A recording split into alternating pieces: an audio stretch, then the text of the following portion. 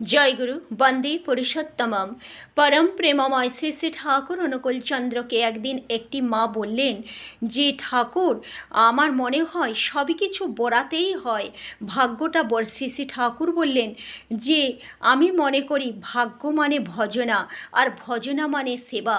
আমরা পরিবেশ থেকেই কিন্তু আমরা সব কিছু পাই। সেই পরিবেশকে আমরা যে যতটা সেবা দিতে পারবো ততটাই কিন্তু আমাদের ভাগ্য উছলে উঠবে। আর এটা আমরা তখনই পারি যদি আমাদের জীবনে ইষ্ট থাকে, ইষ্টকে ভালোবেসে, কারণ ইষ্ট সদা সর্বদা চান পরিবেশ নিয়ে সবাই সপারিপার্শ্বিক সবাই সুস্থ থাক, ভালো থাক, আনন্দে থাক।